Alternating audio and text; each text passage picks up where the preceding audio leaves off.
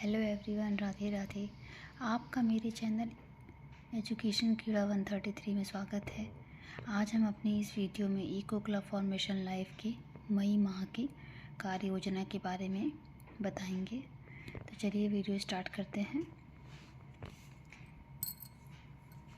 दिनांक 3 मई 2025 को हम जो मई माह की कार्य योजना का विषय है वो है जैव विविधता के विषय में जानकारी।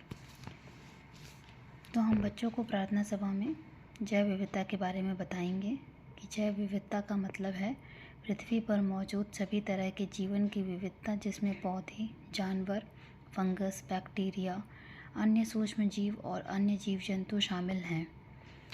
पर्यावरण के लिए क्यों महत्वपूर्ण है, हम बच्चों को ये बताएंगे कि जैव विविधता पर्यावरण के लिए क्यों महत्वपूर्ण है।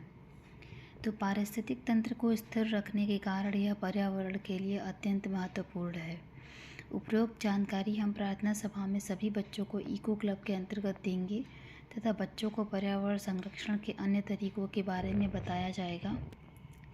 इसके बाद जैव विविधता का संरक्षण बहुत महत्वपूर्ण है, क्योंकि यह हमारे ग्रह को स्वस्थ रखने और जीवित रहने के लिए अति आवश्यक है।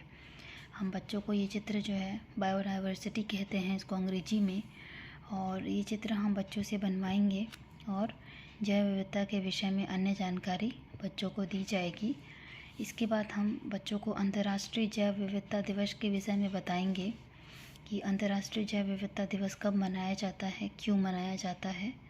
तो इसके बारे में थोड़ी सी जानकारी मैं आप लोगों के साथ शेयर करती हूँ कि इको क्लब फॉर्मेशन लाइफ के अंतर्गत मई माह में होने वाली गतिविधि है अंतर्राष्ट्रीय जैव विविधता दिवस। 19 मई से ग्रीष्मकालीन अवकाश शुरू होने के कारण हम इको क्लब की मई माह की गतिविधि का क्रियान्वयन पहले ही कर लेंगे।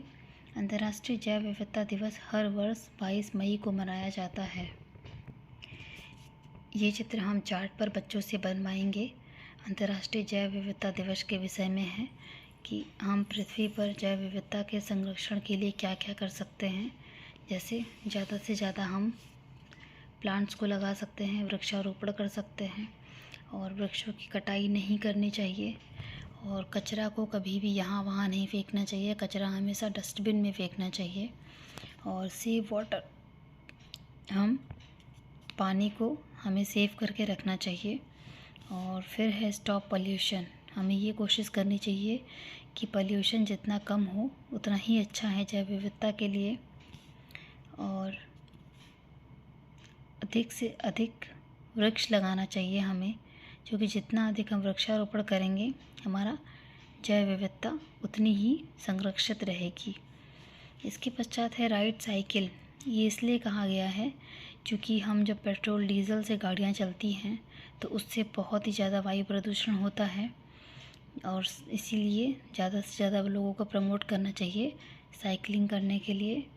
इसके बाद है रीसाइकिल। रीसाइकिल का मतलब होता है कि कचरे से हम नए चीज़ों को बनाना, जैसे पुराने अखबार से नया कागज़ बनना, पुरानी प्लास्टिक से नई प्लास्टिक की बोतल बनती है।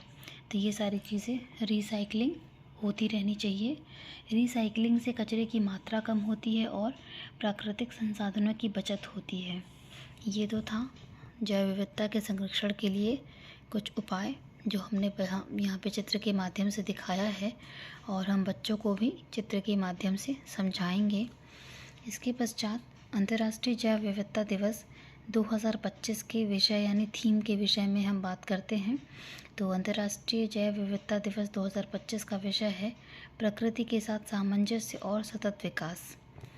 फिर हम सभी बच्चों को अंतर्राष्ट्रीय जैव विविधता दिवस और उसकी थीम के बारे में जानकारी देंगे। वीडियो को अंत तक देखने के लिए धन्यवाद।